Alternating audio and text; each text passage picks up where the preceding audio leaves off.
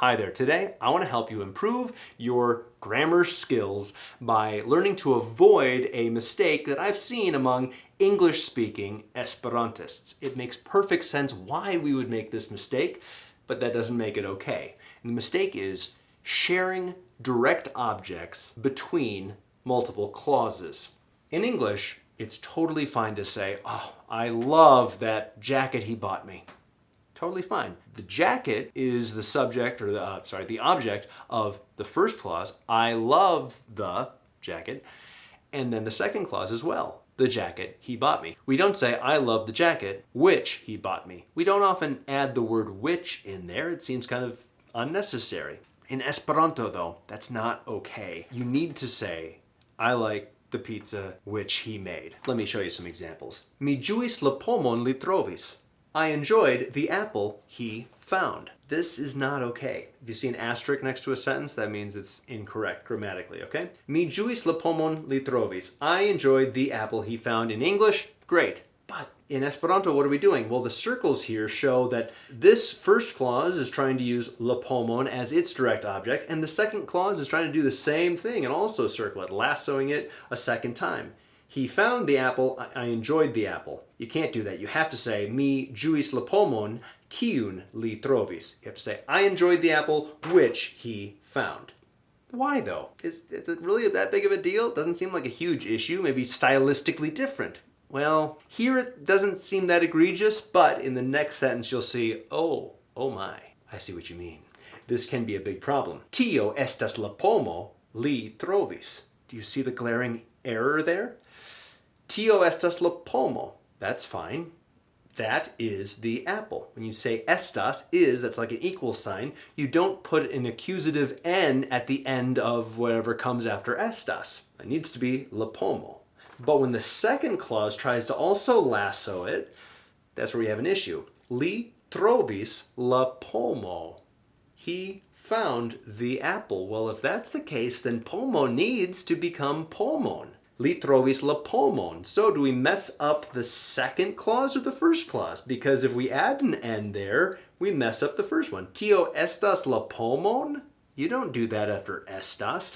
So we have a huge problem on our hands. No matter how we use this shared word, we're messing up one of the clauses. So we have to separate the clauses and give each one their own object. Tio estas la pomo kiun li trovis. That solves everything. I also have seen this before. Li alvenis per la auton mi ŝatas. Well, that's not right. Per la auton. In Esperanto, if you put an n after or at the end of the object of a prepositional phrase, per la auto, en la auto, sur la auto, it changes its meaning in an interesting, unique way. If I said en la auto, I'm saying inside the car. But if I said en la auton and put an n at the end of auto, then I'm saying into the car. You were outside and now you're going into it. If I said sur la auto, I'm saying on the car, already on the car. But if I said sur la auton with an n at the end, then I'm getting onto the car. I wasn't on the car and now I'm getting onto the car. There's like motion toward that is implied. So theoretically, if I said per la auton, okay, well, per la auto means by way of, through the use of the car. That's how he arrived. He arrived by the use of the car I like. Per la auton, though, that would be like by the use of and toward. It doesn't make sense. You never say per la auton. You never say per la anything at the end of it. You never put an n after per. But I see why it was done, because it's done to satisfy the second clause that's trying to lasso it. Mi ŝatas la auton. You do need to have an n at the end of whatever you're ŝatasing, whatever you like, you have to have an n there. But what this really needs is an overhaul, a rewrite. Li alvenis per la auto kiun mi ŝatas. He arrived by way of the car which I like. That will solve the issue. So you do need to spread out and not double lasso the same direct object. Now, one exception or thing worth noting that seems to contradict this is you can omit or elide certain correlatives in a kio-tio type pairing. Let me show you what I mean. Cutting out correlatives. Mi ĝuis kion li trovis. I enjoyed what he found. Well, wait, shouldn't you be saying mi ĝuis tiun kion li trovis?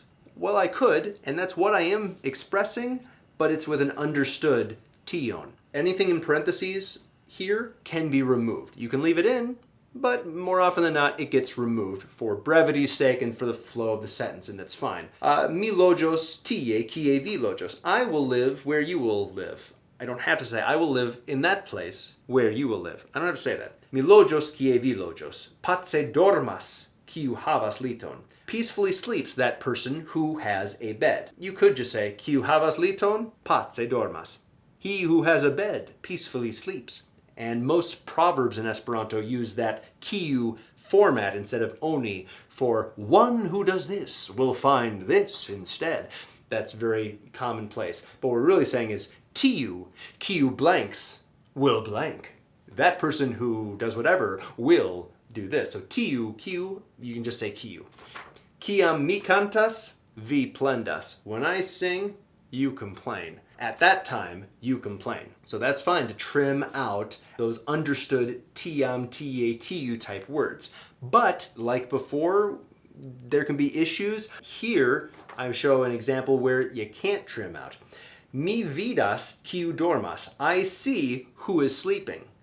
Well, the problem is, one of these clauses requires an N ending for its direct object. The other one requires it not having an accusative ending.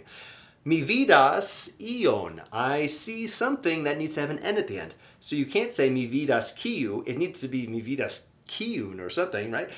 But it does need to be kiu because kiu dormas. That does not have a accusative after it, so it needs to be rewritten basically as mi vidas tiun kiu dormas. So if the pairing is not matching in having an N at the end, then you can't trim it down. You have to show it. Tiun and kiu, you can't trim it. Only tiu kiu type pairs. Similarly, here in English, I might say, the man I saw is sleeping. Totally fine in English. But in Esperanto, I can't say la viro mi vidis dormas because the lassoing is a little different looking here because we have a clause sandwiched within the outer clause. La viro dormas. Well, again, kiu dormas, you don't have viron dormas. It has to be an O ending there. But the thing that I saw needs an N ending, like mi vidas tiun. So you can't just omit this and go, la viron mi vidis dormas. Can't say that. You have to add in kiun since one is playing with an N and one is not. La viro kiun mi vidis dormas. Does that make sense? So just be more thorough in Esperanto. You have to add which in there an awful lot more to make sure that clauses each have their own direct object that they can treat however they want in order to make it grammatically work. Thank you so much for watching. Have a wonderful day.